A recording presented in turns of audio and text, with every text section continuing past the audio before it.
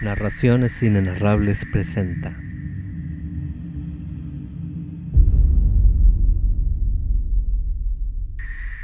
de Howard Phillips Lovecraft.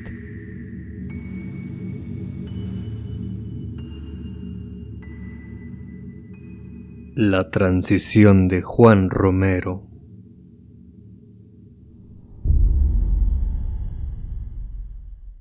No me gusta comentar los sucesos ocurridos en la mina Norton el 18 de octubre de 1894. Cierto sentimiento de obligación para con la ciencia es lo que me lleva a recordar estos últimos años de mi vida, escenas y sucesos cargados de un terror doblemente intenso por cuanto no puedo definirlo con claridad. Pero creo que antes de morir, debo contar cuanto sé de la, llamémosla transición, de Juan Romero. La posteridad no necesita saber ni mi nombre ni mi origen. De hecho, creo que es mejor omitirlos, ya que cuando un hombre emigra repentinamente a los Estados Unidos o a las colonias, deja atrás el pasado. Además, lo que yo fuese una vez carece de la menor relevancia en el relato, excepto quizás la circunstancia de que durante mi servicio en la India me sentía más a gusto entre los maestros nativos de barbas blancas que entre mis compañeros oficiales. Había ahondado no poco en los extraños saberes orientales cuando sufrí las calamidades que me empujaron en busca de una nueva vida en el gran oeste americano. Una vida en la que me pareció mejor tomar otro nombre, el que ahora llevo, que es muy común y no significa nada. Durante el verano y el otoño de 1894, viví en las áridas extensiones de las montañas Cactus, empleado como peón en la famosa mina Norton, cuyo descubrimiento por un viejo prospector, algunos años antes, había convertido los contornos de una zona apenas poblada en un hirviente caldero de sórdida vida.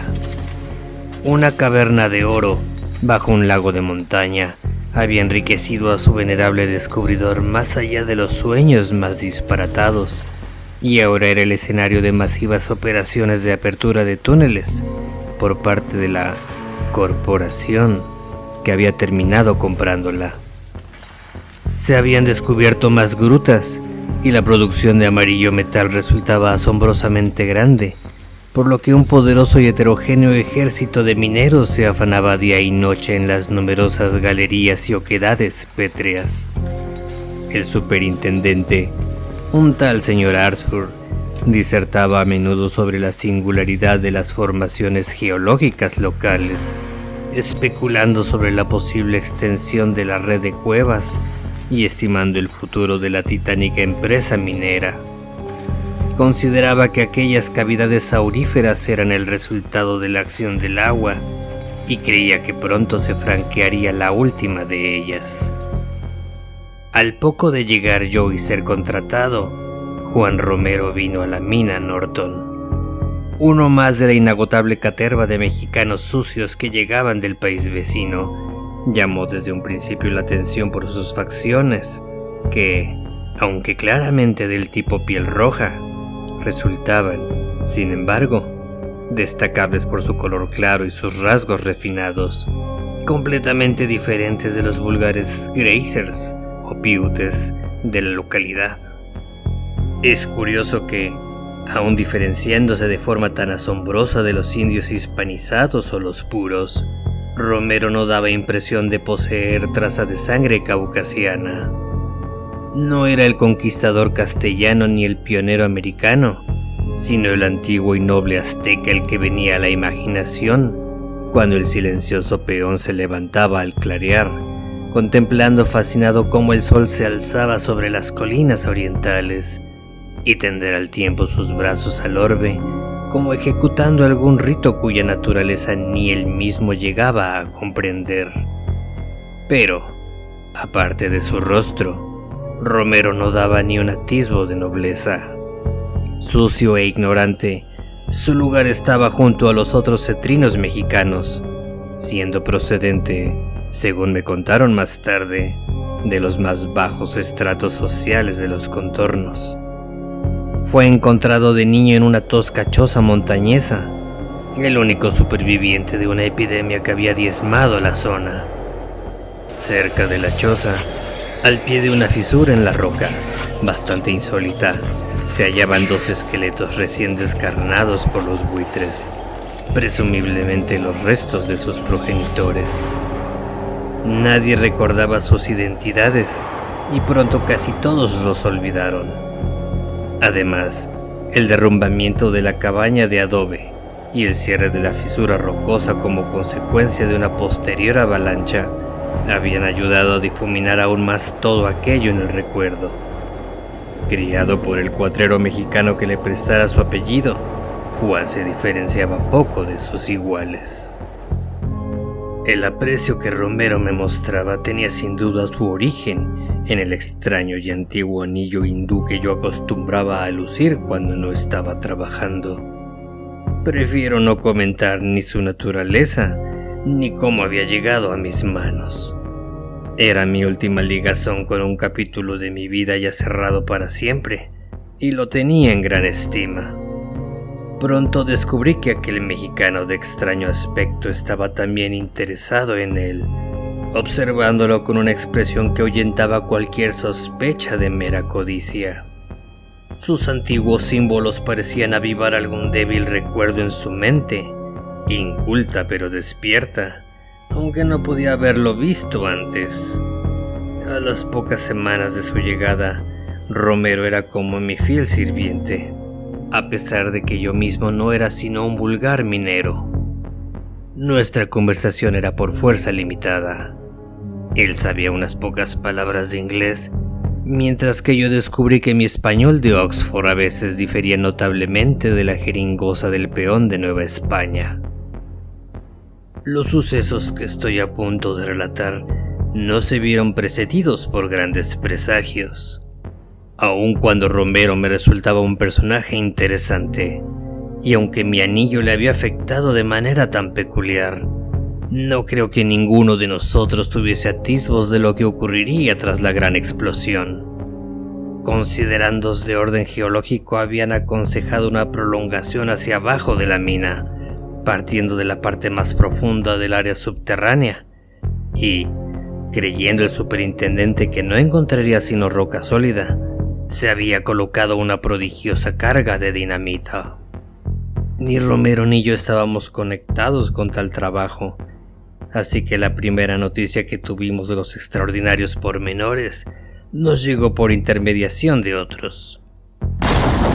La carga, quizás más potente de lo esperado, pareció estremecer la montaña entera. Las ventanas de los barracones de la ladera saltaron en pedazos con la onda de choque, mientras que los mineros situados en pasadizos próximos se vieron derribados. El lago Joya, cercano al lugar del suceso, se encrespó como alborotado por la tempestad. Al investigar, se descubrió un nuevo abismo abierto sin fin bajo el lugar de la explosión, una cima tan monstruosa que ninguna sonda de mano alcanzaba a medirla, ni lámpara alguna a iluminarla. Confundidos, los picadores tuvieron una conferencia con el superintendente, que mandó grandes tramos de cuerda al hoyo, ordenando que se empalmara y arriara sin tregua hasta tocar fondo. No tardaron los empalidecidos trabajadores en informar al superintendente de su fracaso. Firme pero respetuosamente, le dieron cuenta de su negativa a volver al abismo o siquiera a trabajar de nuevo en la mina hasta que éste fuese cegado. Sin duda, estaban ante algo que rebasaba su experiencia, ya que, hasta donde a ellos les constaba, aquel vacío era infinito. El superintendente no se los reprochó. De hecho, reflexionó a fondo e hizo múltiples planes para el día siguiente. El turno de noche no acudió esa tarde al trabajo. A las 2 de la mañana, un solitario coyote comenzó a aullar quejumbrosamente en la montaña. En algún lugar dentro de la prospección, un perro ladró en respuesta al coyote o a lo que fuese. Una tormenta iba formándose sobre la sierra y nubes de extrañas formas corrían de forma horrible por el turbio camino de luz celeste que mostraba los intentos de una luna gibosa por brillar a través de multitud de capas de cirrostratos. La voz de Romero, procedente de la litera superior, me despertó. Una voz tensa y excitada por culpa de una expectación indeterminada que yo no llegaba a entender. ¡Madre de Dios! El sonido. Ese sonido. Oiga usted. ¿Lo oye usted? Señor, ese sonido. Escuché, preguntándome a qué sonido podría referirse. El coyote, el perro, la tormenta, todo eso era audible. Esta última cobraba ahora fuerza mientras el viento aullaba más y más frenéticamente. Se veían relámpagos por las ventanas del barrancón. Le pregunté al nervioso mexicano, enumerando los sonidos escuchados. El coyote, el perro, el viento. Pero Romero no contestaba. Luego comenzó a murmurar espantado. El ritmo, señor. El ritmo de la tierra. Esa vibración bajo el suelo. Y ahora yo también lo escuché. Lo escuché y me estremecí sin saber por qué. Abajo, muy por debajo mío, había un sonido. Un ritmo, tal como dijera el peón, que, aunque sumamente débil, aún así se imponía al perro, al coyote y la tormenta que arreciaba. No tiene sentido tratar de describirlo, ya que es algo imposible de describir. Pudiera ser como el latido de las máquinas muy abajo en los grandes buques, tal como se siente desde cubierta, aunque no era tan maquinal, tan desprovisto de vida y conciencia. De todas sus características, fue su hondura lo que más me impresionó. A mi cabeza acudieron fragmentos de un pasaje de Joseph Glanville que Poe ha citado con tremendo efecto. La amplitud, profundidad insondable de su creación, que tienen una hondura mayor que la del pozo de Demócrito. Repentinamente, Romero saltó de su litera, deteniéndose ante mí para mirar el extraño anillo en mi mano, que relucía extrañamente a cada relámpago, escrutando luego con intensidad en la dirección de la boca de la mina. Yo también me levanté, y no nos movimos durante un rato, aguzando el oído mientras el extraordinario ritmo parecía tomar más y más cualidad de vida. Entonces, sin aparente voluntad, comenzamos a ir hacia la puerta, cuyo batir en alas del temporal daba una confortante sugerencia de realidad terrena. El canto de las profundidades, de las que ahora parecía brotar el sonido, aumentaba en volumen y definición, y nos sentimos irresistiblemente urgidos afuera, a la tormenta y la hueca negrura de la boca.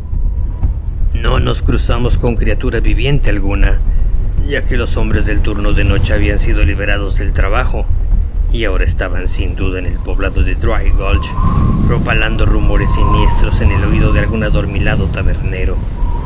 Sin embargo, un pequeño cuadrado de luz amarilla, como un ojo guardián, resplandecía en la caseta del vigilante. Me pregunté de pasada cómo habría afectado el rítmico sonido a este, pero Romero se apresuraba y yo le seguí sin detenerme. Según entrábamos en el pozo, el sonido inferior se convirtió definitivamente en algo compuesto. Me resultaba horriblemente parecido a alguna especie de ceremonia oriental, con batir de tambores y cánticos de múltiples voces. Yo, como bien saben, estuve mucho tiempo en la India.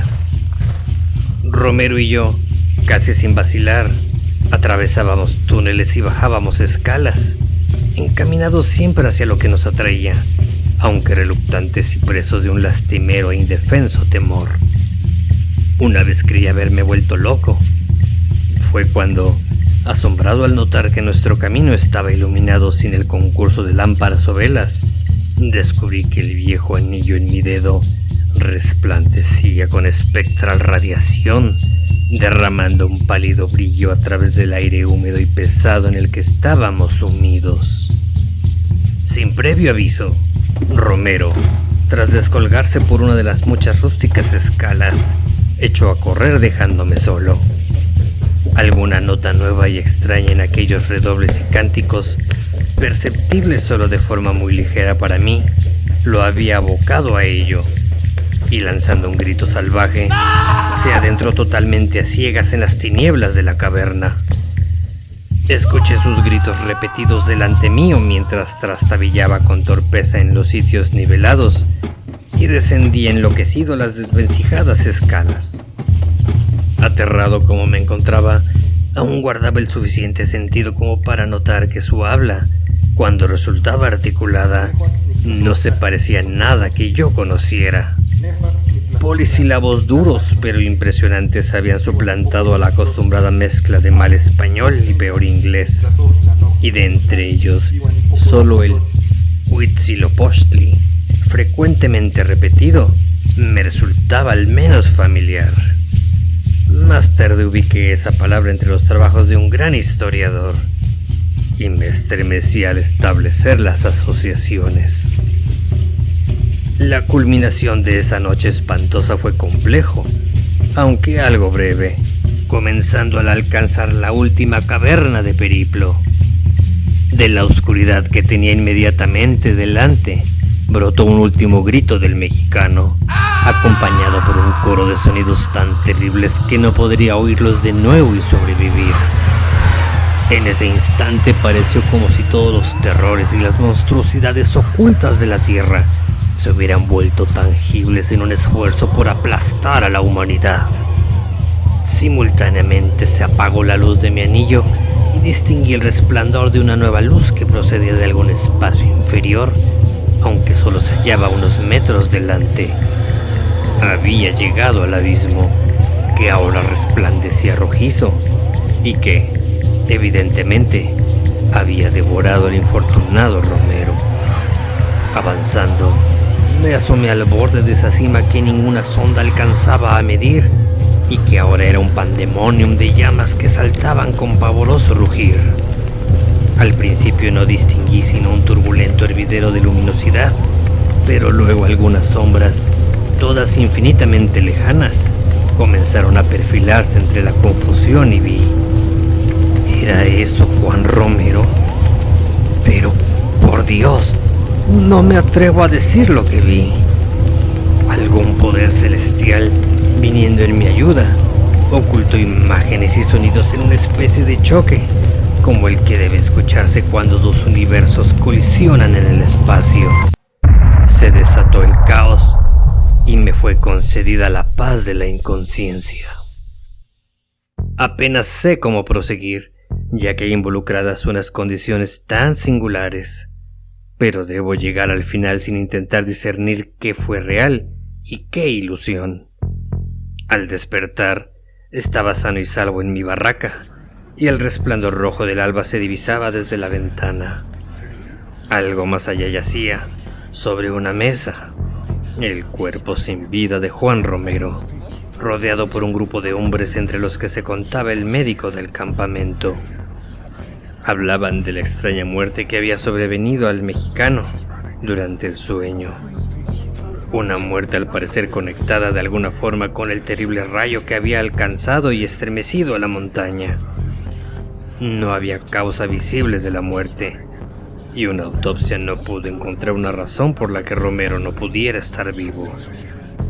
Por retazos de conversación, supe sin ninguna duda que ni Romero ni yo habíamos abandonado el barracón en toda la noche, y que nadie se había despertado al peso de la espantosa tormenta sobre la Sierra Cactus. Esa tormenta, dijeron los hombres que se habían aventurado hasta el pozo de la mina, había causado grandes derrumbes, cegando completamente el profundo abismo que tanta aprensión despertara el día antes. Al preguntar al vigilante sobre qué sonidos habían precedido al poderoso trueno, Mencionó a un coyote, un perro y el gruñón viento de la montaña. Nada más. No tengo motivos para dudar de su palabra. Al reanudar el trabajo, el superintendente Arthur llamó a algunos hombres de toda confianza para hacer algunas investigaciones en el lugar donde surgiera el abismo. Obedecieron, aunque sin gran entusiasmo, y se hizo un profundo sondeo. Los resultados fueron muy curiosos. El techo del abismo, tal como se comprobó cuando éste se abrió, no era grueso en modo alguno. Pero ahora los taladros de los investigadores se toparon con lo que parecía ser una ilimitada extensión de roca sólida.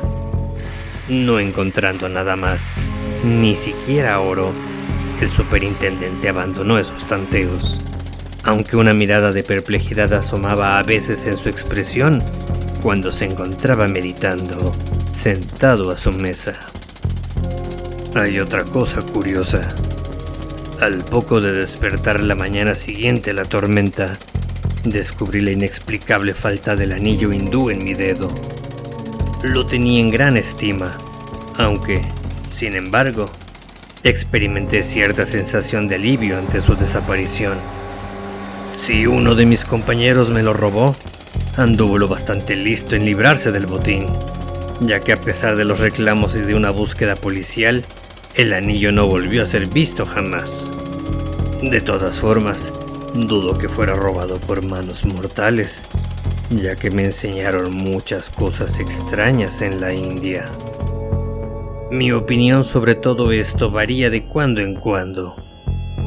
A pleno día, y en casi todas las estaciones, me siento inclinado a creer que casi todo fue un simple sueño. Pero a veces en otoño, sobre las 2 de la madrugada, cuando los vientos y los animales aúllan quejumbrosamente, me llega de una inconcebible hondura un condenado atisbo de rítmico batir, y siento que la transición de Juan Romero fue, de hecho, algo terrible.